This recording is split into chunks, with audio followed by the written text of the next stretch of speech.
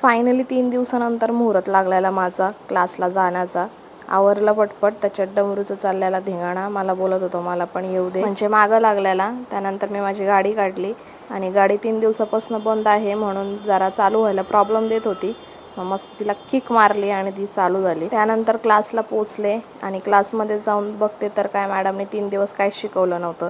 तर म्हटलं वाह, काय भारी झालं काम. मग मी गेल्यानंतर मॅडमने नवीन टॉपिक स्टार्ट केलेला. तर मग तिथलं झालेलं माझं काम. आणि आज उमेशला पण जरा जायचं होतं RTOला. आमच्या गाडीचे जे पेपर्स आहेत त्याचा काहीतरी प्रॉब्लेम झाला आहे, इश्यू झाला आहे. तर त्याची तेच धावपळ चालू आहे सध्या तरी, म्हणून तो सारखा बाहेर जात असतो. काय ना काय त्याचं गाडीचं असतंच. त्यानंतर माझा पण क्लास सुटला आणि मी बाहेर येऊन थांबले तर इतक्या जोरात पाऊस आला. मी झाडाखाली थांबलेले तरी पण थोडीशी भिजलेले.